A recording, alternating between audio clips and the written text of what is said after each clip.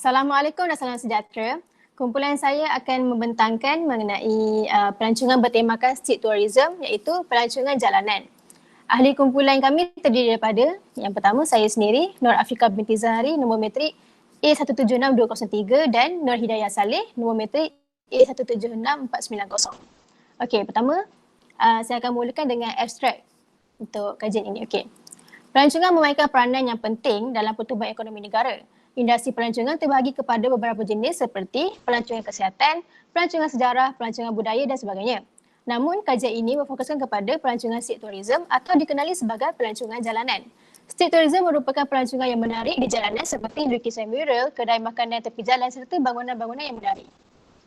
Objektif kajian ini adalah untuk mengenal pasti ciri-ciri dan prestasi pelancongan jalanan di peringkat antarabangsa, Asia dan juga Malaysia. Selain itu, mengenal pasti cadangan untuk mempertingkatkan lagi pelancongan jalanan ini. Kaedah bagi kajian ini adalah menggunakan data sekunder di mana pengkaji mendapatkan maklumat daripada jurnal atau artikel dalam internet. Hasil kajian menunjukkan bahawa terdapat beberapa ciri-ciri pelancongan jalanan yang menjadi tandingan kepada pelancong untuk melancong. Oleh itu, kajian ini telah mengenal pasti cadangan yang boleh dilakukan untuk menjadikan pelancongan jalanan sebagai salah satu pelancongan utama di negara. Okey, seterusnya saya akan beralih kepada pengenalan. Okey. Maksud produk pelancongan. Menurut Kautulis pada tahun 2004, produk pelancongan terdiri daripada komponen yang nyata dan yang tidak nyata. Komponen yang nyata boleh dilihat dengan panca indera seperti melawat zoo, museum dan tempat bersejarah. Manakala komponen yang tidak nyata pula adalah sesuatu yang tidak boleh dipegang dengan panca indera tetapi boleh dirasai seperti perasaan seronok, tenang atau teruja apabila melawat di suatu kawasan. Okey, seterusnya definisi street tourism ialah merupakan peluang estetik untuk pelancongan dan kreativiti yang boleh dimanfaatkan sebagai sebuah tarikan pelancongan. Okey, berdasarkan data statistik Kementerian Pelancongan Malaysia pada tahun 2019, di peringkat ASEAN, ketibaan pelancong asing ke Malaysia adalah sebanyak 69.2% dengan jumlah ketibaan seramai 75 juta pelancong pada tahun 2019 berbanding pada tahun 2018 iaitu 7.2 juta pelancong. Okey, secara keseluruhannya, sektor pelancongan negara telah mencatatkan perkembangan positif dari segi ketibaan pelancong antarabangsa ke Malaysia. Buktinya, ketibaan pelancong asing meningkat sebanyak 4.8% iaitu seramai 10.9 juta pelancong bagi tempoh Januari hingga Mei 2019 berbanding 10.4 juta pelancong bagi tempoh yang sama pada tahun 2018. Okay. Seterusnya, saya akan membentangkan mengenai senario street tourism bagi prestasi dan ciri-ciri. Di peringkat antarabangsa, kumpulan kami telah memilih Barcelona Sepanyol sebagai kawasan street tourism. Okey, dari segi prestasi, menurut Scott pada tahun 2006 dan Sasaki pada tahun 2008, permintaan terhadap pelancongan dan riadah mengalami peningkatan. Hal ini disebabkan oleh tindak balas terhadap promosi dan pembangunan bandar kreatif seperti di Bandar Barcelona. Peningkatan ini dapat dilihat apabila seramai 1,400 juta pelancong antarabangsa telah melakukan perjalanan di seluruh dunia pada tahun 2018 dan peningkatan ini dilihat daripada tahun 1995 lagi. Jadi, peningkatan jumlah pelancong juga tertumpu kepada produk pelancongan yang mempunyai pembangunan bandar yang kreatif. Keadaan ini telah meletakkan Barcelona sebagai kawasan pelancongan dalam peta pelancongan dunia. Ciri-ciri street tourism di Barcelona Sepanyol adalah terdapat satu art gallery yang diberi nama Pinacoteca a Cal Obret yang merupakan jalanan yang mempunyai 24 set mural di kawasan membeli belah Barcelona. Kawasan ini terkenal dengan seni lukisan jalanan atau lebih dikenali sebagai street art. Berikut merupakan contoh-contoh street art yang terdapat di Barcelona Sepanyol, iaitu di Open Air Art Gallery tersebut. Seterusnya, di peringkat ASEAN pula, kami telah memilih Bangkok, Thailand sebagai kawasan street tourism bagi kajian kami. Dari segi prestasi, menurut Jabatan Pelancongan pada tahun 2017, terdapat 20 juta pelancong antarabangsa yang telah melancong di negara tersebut. Menurut Prom Prasek pada tahun 2015, perkembangan peniaga jalanan ini dapat dilihat apabila jumlah peniaga jalanan di Bangkok semakin bertambah tahun demi tahun. Peniaga jalanan juga merupakan penyumbang kepada peningkatan KDNK negara dan perniagaan ini secara tidak langsung membantu usahawan bebas untuk mencari pendapatan seharian. Seterusnya, dari segi ciri-ciri yang terdapat di Bangkok, Thailand sebagai state tourism ialah Bangkok merupakan antara salah satu bandar terbaik yang dinilai daripada 23 bandar terbaik untuk makanan jalanan. Dan makanan jalanan yang tersedia di Bangkok menyajikan pelbagai jenis dan variasi makanan. Hal ini secara tidak langsung menjadikan Bangkok, Thailand sebagai kawasan tumpuan pelancongan yang lebih berfokuskan kepada street tourism. Berikut merupakan antara gambar yang terdapat, antara suasana pelancongan yang terdapat di Chinatown Bangkok yang lebih memfokuskan kepada makanan jalanan, iaitu street food yang terdapat di Bangkok, Thailand.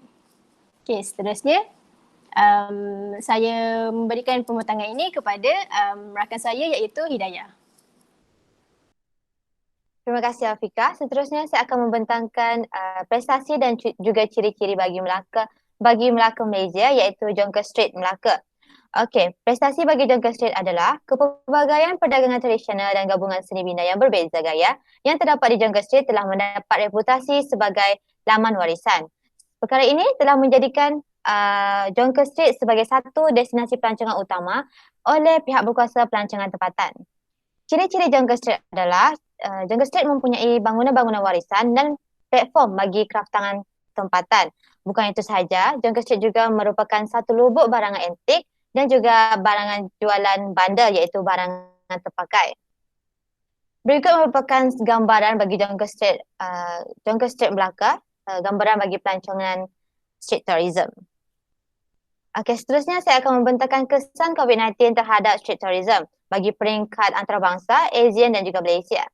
Okey, yang pertama bagi peringkat antarabangsa di Barcelona, Spanyol.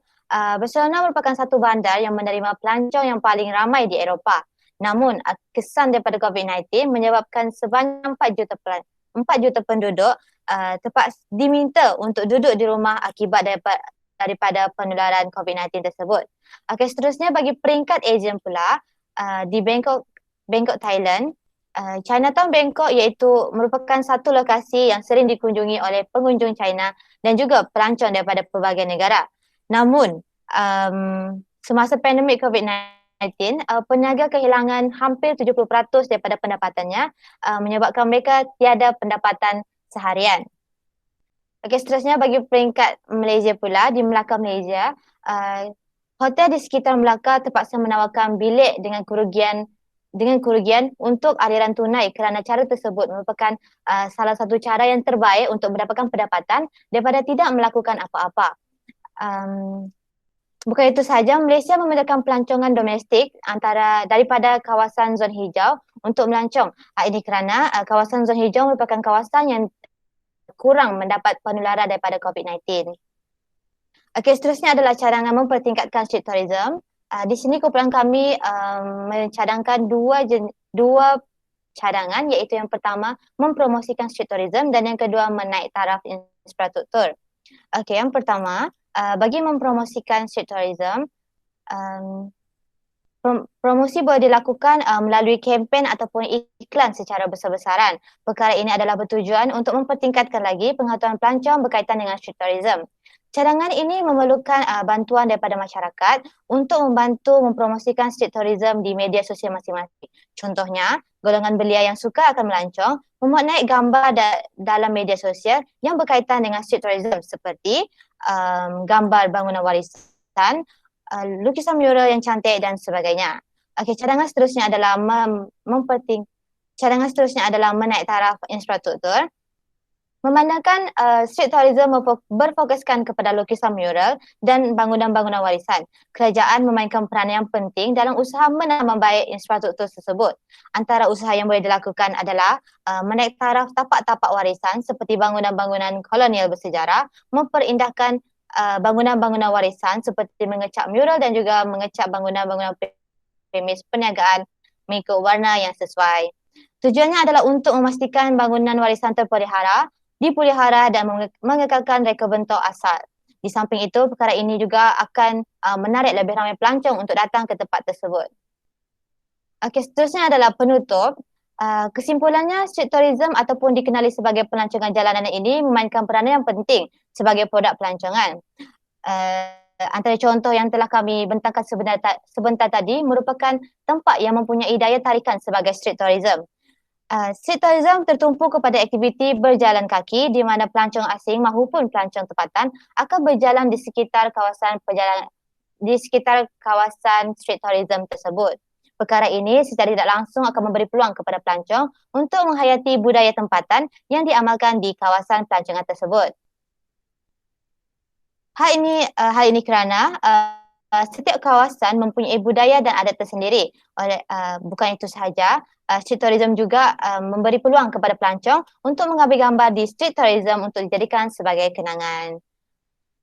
Okey, seterusnya berikut merupakan lampiran kami. Yang pertama adalah perbincangan kumpulan dan yang kedua adalah perbincangan bersama Prof. Yang ketiga adalah outline perbincangan kumpulan kami. Itu sahaja daripada kumpulan kami. Sekian, terima kasih.